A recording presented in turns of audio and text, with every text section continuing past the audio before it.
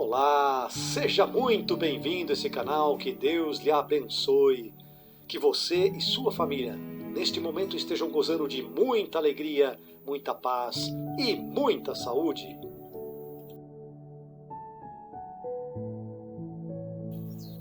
Ó Deus eterno e todo-poderoso, Pai cheio de misericórdia, Criador de todas as coisas visíveis e invisíveis, glorificado seja o teu nome e seja em nós manifestado o teu poder, a tua força, a tua graça.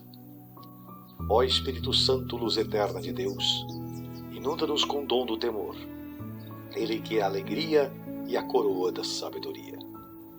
Conceda-nos a piedade para podermos amar e reverenciar tudo o que é divino. Preenche-nos com a fortaleza para superarmos as dificuldades e provações do dia a dia. Manifesta-nos o dom da ciência para que possamos enxergar todas as coisas com os olhos de Deus. Restaura-nos o entendimento, para que, introduzidos na intimidade com o Pai, nos tornemos participantes do seu plano de amor.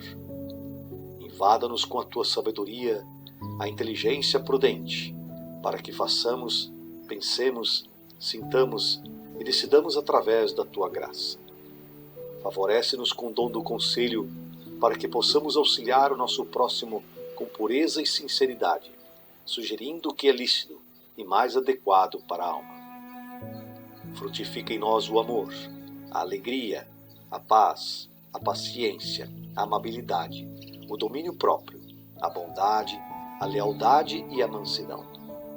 Ó Jesus, tu o Verbo encarnado, a palavra de Deus de onde provém toda a criação, pelas tuas chagas abertas em teu corpo mutilado pela paixão à humanidade, pelas tuas mãos ensanguentadas sangradas na cruz, por amor ao Pai, liberta-nos da ignorância e da escravidão do pecado, a fim de que possamos viver e vivenciar o teu Evangelho.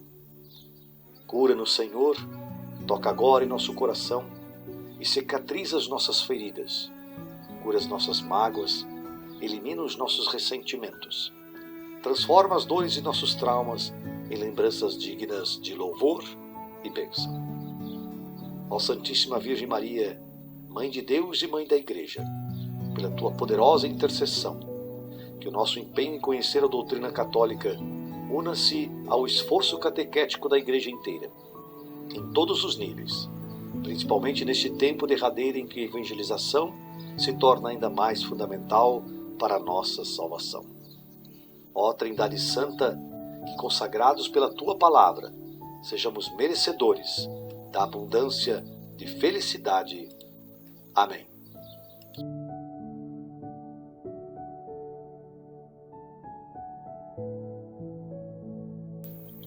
Glória e louvor ao Senhor Deus Todo-Poderoso, porque eterna é a sua misericórdia.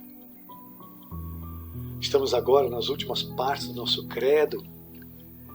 Que o Senhor nos abençoe, nos ajude a entender a sua mensagem de amor, de felicidade e de paz.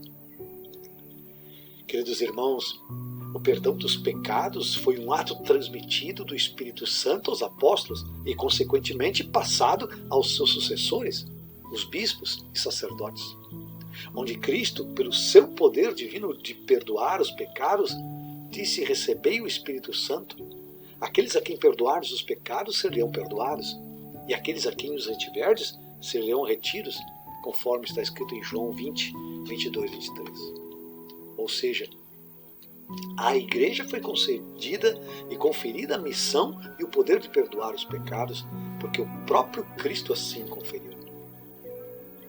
O primeiro e principal sacramento para o perdão dos pecados é o batismo. Para os pecados cometidos depois do batismo, Cristo então institui o sacramento da reconciliação, da penitência, da confissão. por meio do qual todo batizado é reconciliado com Deus e com a Igreja por meio da absolvição dos pecados realizada pelo Padre, seu representante, o sacerdote devidamente sacramentado pela ordem na Igreja Católica. Meus irmãos, quando rezamos creio na ressurreição da carne, isso significa que o ser humano está na sua condição de fraqueza e de morte. Significa que além da alma imortal, o corpo também ressuscitará, conforme Romanos 8:11. Crer na ressurreição dos mortos foi desde o princípio um elemento essencial da fé cristã. Disse São Paulo: como é que alguns dentre vós dizem que não há ressurreição dos mortos? Se não há ressurreição dos mortos, também Cristo não ressuscitou. Mas se Cristo não ressuscitou, é vã a nossa pregação e vã também a vossa fé. Mas não, Cristo ressuscitou dos mortos como primícia dos que morreram. Ressurreição da carne significa que o estado definitivo do homem não será só a alma espiritual separada do corpo, mas também que os nossos corpos mortais um dia retornarão à vida. E como Cristo verdadeiramente ressuscitou dos mortos e vive para sempre, assim Ele próprio nos ressuscitará a todos no último dia com um corpo incorruptível. Os que tiverem feito o bem para uma ressurreição de vida, e os que tiverem feito o mal para uma ressurreição de condenação. Com a morte, a separação da alma e do corpo, o corpo cai na corrupção, enquanto que a alma, que é imortal, vai ao encontro do julgamento divino e espera reunir-se ao corpo, quando este transformado ressuscitar no regresso do Senhor. Compreender como acontecerá a ressurreição supera todas as possibilidades de nossa imaginação, do nosso entendimento. Morrer em Cristo quer dizer morrer na graça de Deus, sem pecado mortal. Todo aquele que acredita, crê profundamente em Cristo e segue seu exemplo, pode assim transformar a própria morte num ato de obediência e de amor ao Pai. É certa esta palavra: se morremos com Ele, também com Ele viveremos, 2 Timóteo 2:11. Queridos irmãos, a nossa vida é medida pelo tempo no decurso do qual mudamos e envelhecemos. E como acontece com todos os seres vivos da Terra, a morte surge como o fim normal da vida. Este aspecto da morte confere uma urgência à vida, a lembrança da nossa condição de mortal, como também serve para nos lembrar de que temos um tempo limitado para realizar as coisas de Deus em nossa vida. Lembra-te do teu Criador nos dias da mocidade, antes que o pó regresse à terra, de onde veio, e o Espírito volte para Deus, que o concedeu. Eclesiástico 12:1-7. O número 1008 do nosso catecismo diz que a Igreja ensina que a morte entrou no mundo por causa do pecado do ser humano. E embora o homem possuísse uma natureza mortal, Deus o destinava a não morrer. A morte, portanto, é contrária ao desígnio de Deus. Ele que é o Criador e entrou no mundo como consequência do pecado. A morte corporal de que o homem estaria isento se não tivesse pecado é, pois, o último inimigo a ser vencido, conforme 1 Coríntios 15:26. E em Jesus Cristo, a morte tem um sentido positivo, pois, como diz São Paulo em Filipenses 1:21, para mim, viver é Cristo e morrer é lucro. É digna de fé esta palavra: se tivermos morrido com Cristo, também com Ele viveremos, 2 Timóteo 2:11. A novidade essencial da morte cristã está nisso. Pelo batismo, o cristão já morreu com Cristo, sacramentalmente, para viver uma vida nova. Se morremos na graça de Cristo, a morte física consuma este morrer em Cristo e completa, sim, a nossa incorporação nele, no seu ato redentor.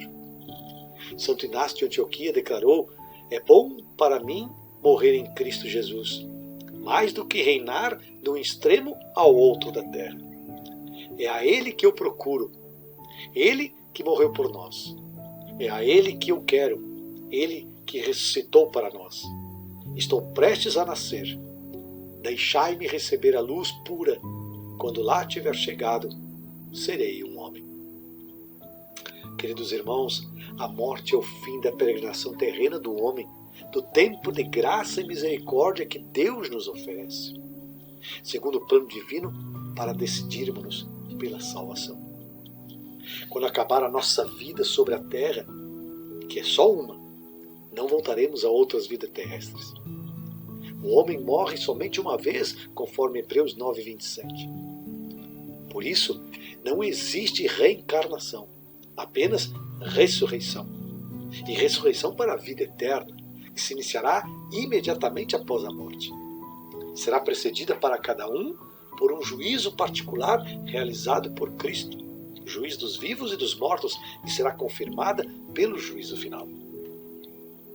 O juízo particular, então, é o tempo aberto à aceitação ou à rejeição da graça divina, manifestada em Jesus Cristo, onde escolheremos a salvação ou a condenação eterna, que se dará por meio de nossas obras e nossa fé demonstrada nesta vida terrena.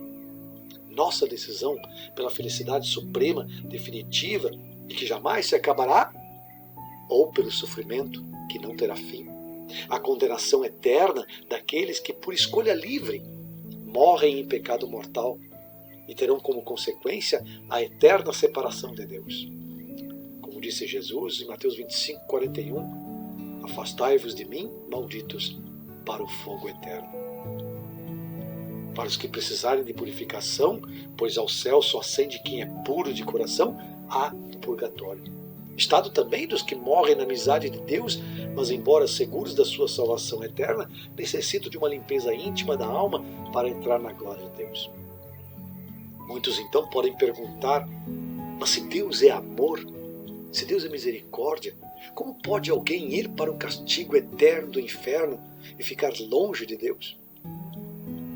Meus irmãos, Deus, apesar de querer que todos os homens se arrependam e se salvem, como está escrito na segunda carta de Pedro 3:9, o homem foi criado livre e, portanto, responsável pelas suas escolhas e decisões.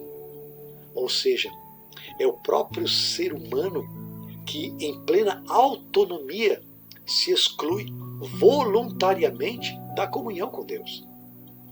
E se até o momento da própria morte persistir no pecado mortal, recusando o amor misericordioso do Senhor, não há outra situação senão ir para o fogo eterno. Queridos irmãos, a ressurreição de todos os mortos, justos e pecadores, conforme está escrito em Atos 24:15, há de preceder o juízo final. Diz o número 1038 do nosso catecismo: será a hora em que todos os que estão nos túmulos hão de ouvir a sua voz e sairão. Os que tiverem praticado o bem, para uma ressurreição de vida. E os que tiverem praticado o mal, para uma ressurreição de condenação. Meus irmãos, Cristo virá na sua glória com todos os seus anjos. Todas as nações se reunirão na sua presença. E ele separará uns dos outros, como o pastor separa as ovelhas dos cabritos, e colocará as ovelhas à sua direita e os cabritos à sua esquerda. Estes irão para o suplício eterno, enquanto que os justos para a vida eterna. Isso Jesus falou em Mateus 25, 31-33, e também lá no versículo 46. O juízo final, meus irmãos, acontecerá com a vinda gloriosa de Cristo.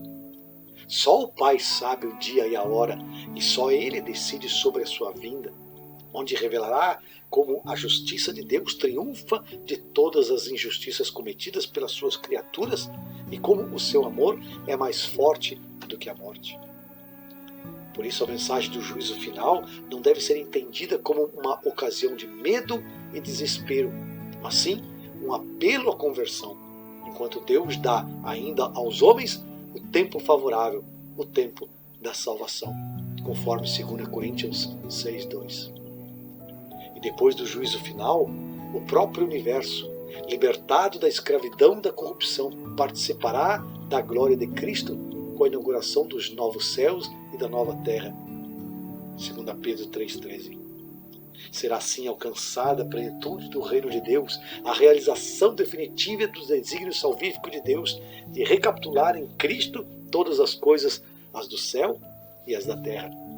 Efésios 1:10. São Cirilo de Jerusalém nos diz que a vida subsiste e verdadeira é o Pai, que pelo Filho e no Espírito Santo derrama sobre todos, sem exceção, os dons celestes. Graças à sua misericórdia, também nós, homens, recebemos a promessa indefectível da vida eterna. Queridos irmãos, o universo visível está destinado a ser transformado, a fim de que o próprio mundo restaurado no seu estado primitivo esteja sem mais nenhum obstáculo ao serviço dos justos em Cristo Jesus, e purificados de qualquer mancha, iluminados e transfigurados pelo Espírito de Deus, quando Cristo entregar ao Pai o reino eterno e universal.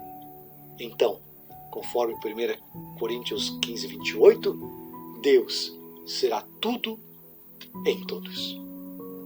Louvado seja nosso Senhor Jesus Cristo. Para sempre seja louvado. O Senhor te abençoe e te guarde. O Senhor te mostre a sua face e conceda-te a sua graça. O Senhor volva o seu rosto para ti e te dê a paz. Em nome do Pai, do Filho e do Espírito Santo. Amém.